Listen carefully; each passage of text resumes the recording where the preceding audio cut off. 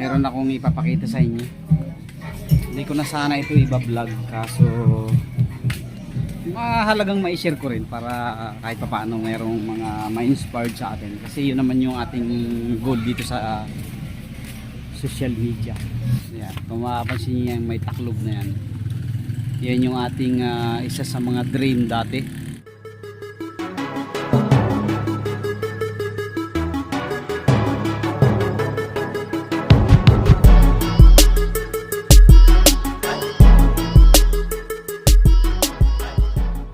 Yo, what's up mga kadit? Ayan, welcome back dito sa ating YouTube channel. Kamusta po kayo? Isang mapagpalang umaga po sa inyong lahat. Happy New Year po sa inyong lahat. Happy New Year, Happy New Year. Ayan. Wala tayong magawa ngayon, kakagising lang natin, kaya Hey there, meron akong ipapakita sa inyo. subscribe to my channel and also press this bell icon. Hindi ko na sana ito iba-vlog, kaso mahalagang ma-share ko rin para kahit papaano mayroong mga ma-inspired sa atin, kasi yun naman yung ating goal dito sa social media. Shout out. Shout out. So may ipapakita lang ako sa inyo mga kabit. Saan kayo pupunta to?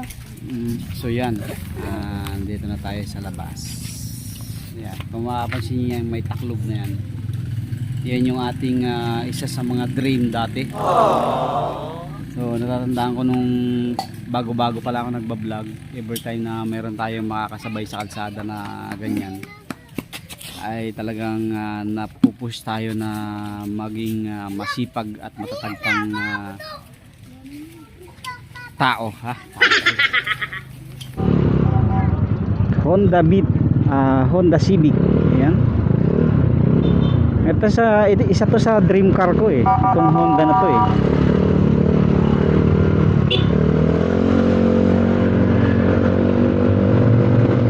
Pag sinurte tayo guys, magkakaroon din tayo niyan.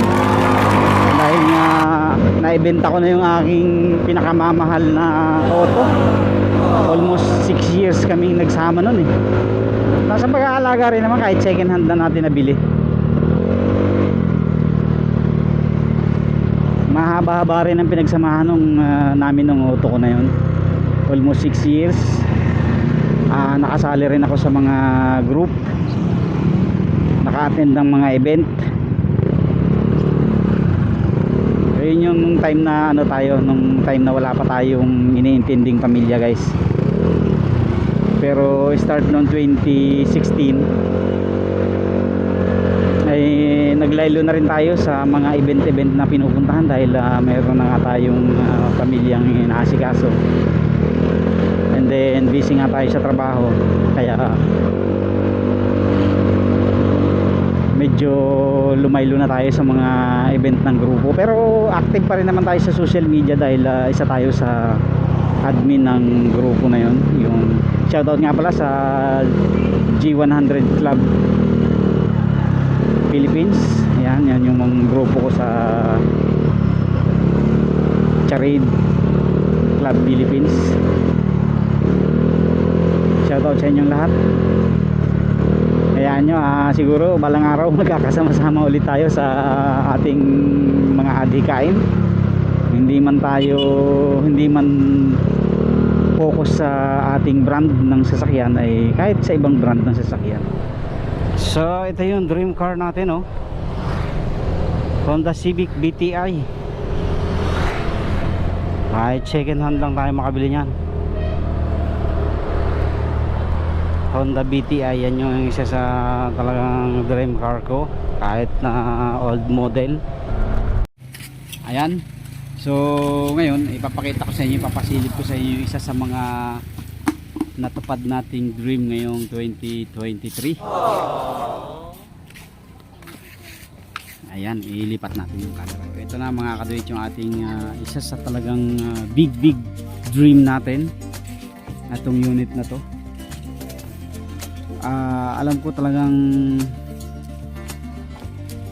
parang sa isip ko lang before ay talagang pangarap lang yan, pangarap na hindi kayang tuparin, pangarap na hanggang sa pangarap lang. Pero awa ng Diyos, dahil sa pagsisikap natin at determinasyon sa bawat ginagawa natin ay nakuha natin, kahit sabihin man natin na hindi siya brand new, pero talagang nag-start ako mangarap na magkaroon ng sasakyan na ganitong unit talaga. Kahit medyo old model siya ay masasabi ko na talagang napaka-fulfill, napakasaya ko na natupad ko na yung pangarap ko na ito. Ayan, ipakita ko sa inyo ang aking munting pangarap na natupad ngayong 2023. Ayan, meron tayong mga ilalagay. Namili ako nung nakaraan sa mall at nakita ko na pwede ito sa ating sasakyan, kaya ito pinili ko. Keyless entry na din siya mga kaduit. Wow! See? Wow!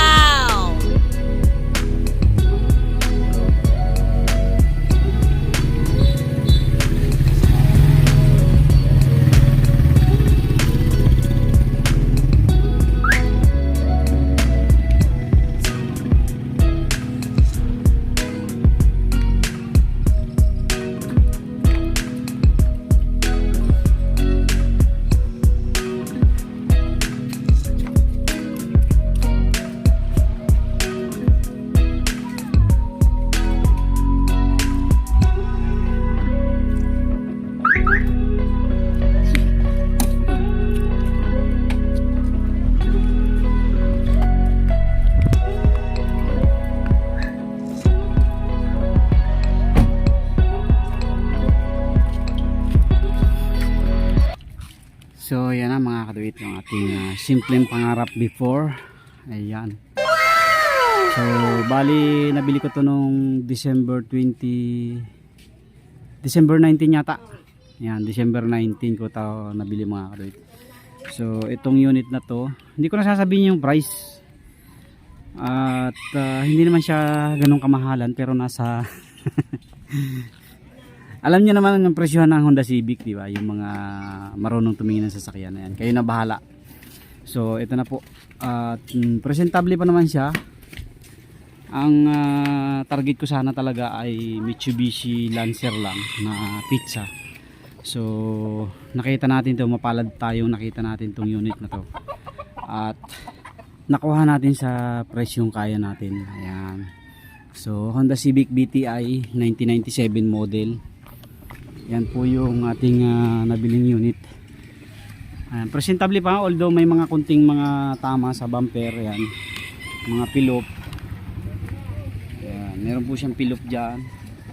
Ito pilop din, tapos ito pilop din. So kunting retouch lang ang plano ko. Ipapa-retouch ko na lang yung bumper mismo.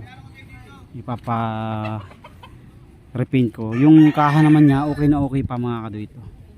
Makintab, walang bangas, walang bangga, pati bubong. Oh, may konti, ito sakit talaga ng Honda to. Meron siyang konti dito. Pag pinaritas ko yung bumper, ipapasabay ko na to. Yan. Meron siyang dalawang bulutong magkatapat. Yun lang naman ang bulutong niya. Sa ibang side wala naman.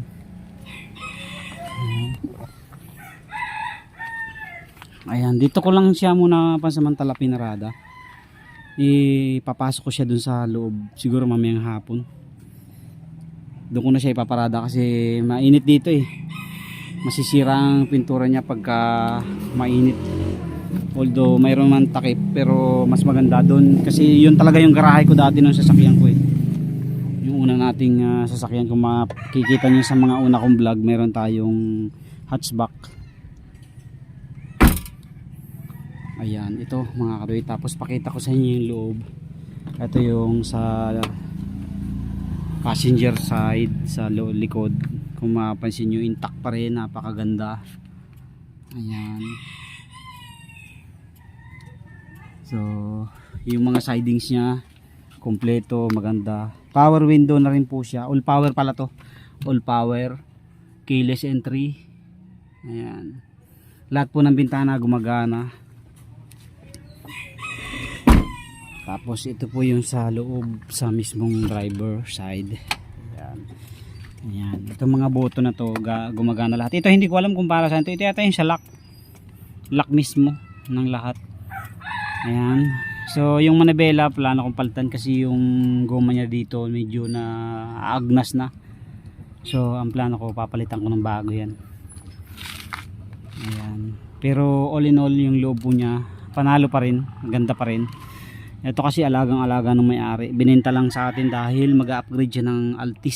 So mayroon daw Altis na ibebenta yung pinsan niya kaya syempre mas modelo yun kaya binitawan na niya to sa presyong hindi sobrang mahal. Ayan, natawaran naman natin to. Ang totoong presyo po nito ay sa asking niya 148,000 pero nakabawas pa rin tayo. Ayan, hindi ko nasasabihin kung magkano ko nakuha. So ito po ay katas ng aking pinaghirapan. Mekos-mekos ang tawag ko rito kasi yung ating pinambili dito ay magkakahalong ipon sa ating mga pinagsikapan ngayong taon. Ayan. So yan po. Mag-i-install tayo nito. Ayan. Tayo ay laking bundok talaga. Laking probinsya. Laking bundok. At dating nangangarap lang. Talagang pangarap lang to dati natin. Hindi natin nakalain na matutupad natin yung magkaroon tayo ng sasakyan. Ito pala, bumili pala tayo ng panglinis, pang gamit saka washing. Tapos pito, takip ng pito, bumili rin tayo kasi gusto kong palitan yung lahat ng mga cup. Pero nandito pa kasi sa labas kaya hindi ko na muna to ikakabit sa pag nandun na sa loob, doon na lang. Tapos bumili rin tayo ng to cotton clean pink, cotton clean na pink, ilalagay natin yan. Siyempre kasama to sa sasakyan talaga para pang sanitize. Subukan nating ipit yung kanyang ano bang tawag dito,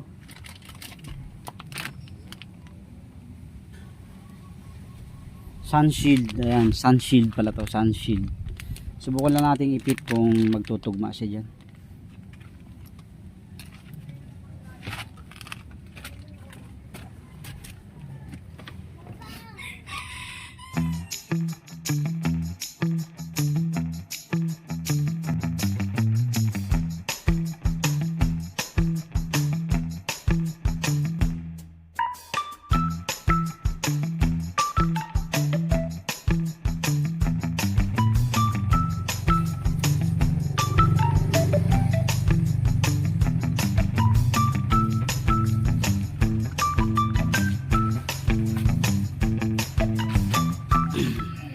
So ayan mga kaduit, ikabit na natin ito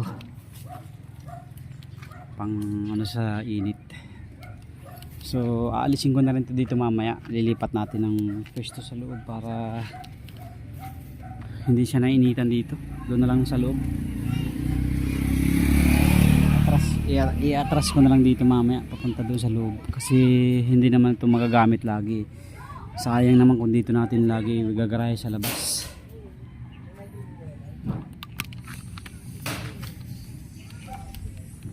So pakita ko pala yung trunk. Pakita na natin sa inyo lahat. Ayan. So ito yung loob niya. Okay pa rin, maganda pa rin naman yan. Yung antena niya gumagana pa rin. Ito antena niya. Yun nga lang maingay, kailangan linisin. Natunog siya. Medyo maganit. Maganit siya pagka binubuhay yung radyo. Ang gulong niya mga kaduit, siguro mga 90%. Yun nga lang, iba-iba yung ano niya, gulong niya. Babadgetan na lang natin to. Kahit dalawa lang muna. Ayan, makapal pa naman siya. gulong. Itong unahan medyo mga ano na to, 70% na lang siguro to. Medyo pangit na siya. Ito unahin natin. Ito unahin natin palitan yung unahan.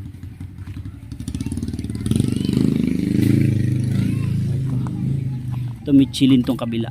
Kaya lang medyo manipis na nga lang. Ayan, papalitan natin ito ng bago. Yan unahin natin. Okay lang yung huli, makapal pa naman yung likod eh. Ayun, makapal pa yan.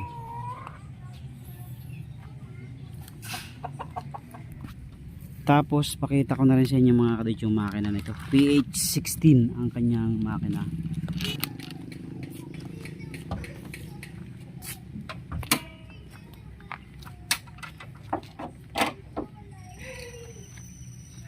So alaga din to mga kadit ng may-ari. Malinis ang makina niya. Wala pang mga tagas-tagas.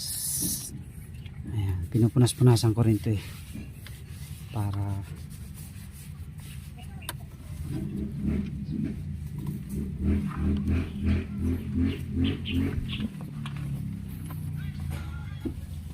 ayan. Ito yung makina niya mga kadwit. So medyo malikabok lang kasi talaga rito eh. So yung mga nakakaintindi ng Honda, mga sasakyan, kayo na bahala. May mga puna kayo, may mga suggestion. Ito talagang ipaproject ko muna to. Although running condition naman siya, magagamit talaga siya kahit pang long ride. Nakarehistro na rin ito mga kadwit hanggang 2024. Registro natin August pa yan. So all good talaga nung kinuha ko. Medyo may counting ingay lang siya dito sa may part ng compressor nung kinuha na. Compressor bearing din siguro yun. At pinacheck ko na rin. Sabi nung mekaniko, compressor bearing nga. Yun lang ang problema niya. Pero hindi naman siya sobrang lakas, mahina lang. Papapalitan ko sana ng bearing pero hindi sila yung pinagpachikan ko. Shoutout kay Hachi Garage sa Molino, Bacoor, Cavite. Hindi na nila tinanggal yung compressor kasi sabi niya okay naman ang lamig ng aircon mo. Ngayon kung babaklasin natin ay malalakihan daw ako ng gastos kasi nasa 6,000 yung compressor. Eh okay naman siya, maganda yung lamig, maganda yung aircon at goods na goods pa naman yung condition. Tapos pagka hindi lang siya nag-aircon saka siya may konting ingay, pero pag naka-aircon, nakabukas ang aircon ay wala siya, hindi siya umiingit. So nag-decide ako na wag na munang papalitan ng compressor, saka na lang pagka if ever na hindi na lumalamig yung aircon, saka ako na lang papapalitan ng bagong compressor. Ayan. So yun lang yung issue niya mga kadwit dito sa part ng sa may makina. Pero all goods, okay na okay. At tested sa long drive. Ito ginagamit to papuntang Alfonso ng may-ari. Ang may-ari nito taga Dasma, Cavite. At yung asawa niya sa Alfonso yata nagtatrabaho. Araw-araw yun ang biyahe nila. Tapos nag-seminar nung nakaraan sa Lucena, ito rin yung gamit nila.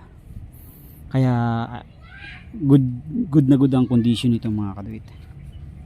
Okay, so yun lang yung ating sharing dito sa ating auto na nabili.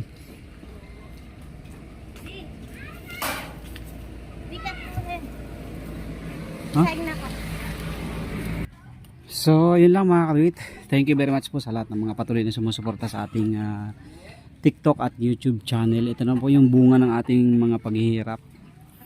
Pinaghalong ano natin, pagsisikap sa ating YouTube channel, TikTok at stove diffuse oil. And then syempre yung ating ipon. So yun, mamamasyal kami sa Tagaytay ngayong araw. Kaya mabiyahe tayo ng medyo malayo-layo.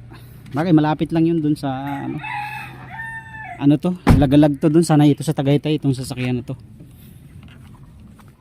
So yun, thank you very much po sa lahat ng mga patuloy na sumusuporta sa ating YouTube channel. Ito na yung ating munting pangarap. Hindi pala munti, malaking pangarap na ating natupad ngayong 2023. Yan, talaga napakasaya ko kasi isa talaga to sa mga dream natin na matupad. Dahil sa part ko, hindi naman tuluho mga kadate. Kasi ako talaga probinsyano, si Commander probinsyano rin, taga Bulacan, San Ildefonso, Bulacan. Ako naman taga Mulanay, Quezon. So ranas ko talaga kung gaano kahirap mag-commute, kaya hindi ako talaga nagko-commute. Sa ngayon, nagmumotor lang talaga lagi ako. Umuwi akong Quezon nakamotor. Sina Commander nung last year ay umuwi ng naka van. So yung anak ko iyak ng iyak dahil umalis kami dito ng 11:30 ng gabi, sabay kami nakamotor, ako sila nakaban. Tapos nakarating kami ng brother ko, tatlo kami sa bahay ng alas 7 ng umaga. Tapos sina Commander naman, sina Missy saka yung kapatid ko ay nakarating ng alas 12 ng tanghali. Galaka 12 hours ang biyahe nila. Grabe. Kaya talagang last year ay pinagsikapan namin to na makaipon at makabili ulit ng bagong sasakyan, kahit hindi bago ay second hand lang na maayos-ayos. At medyo sinwerte nga tayo dito sa Honda Civic natin na nakuha. Honda Civic BTI 97 model. Ayan, all power. So yun, thank you very much po. God bless po sa inyo lahat. Maraming salamat. Babiyahin muna tayo papuntang Tagaytay, makapamasyal. Okay?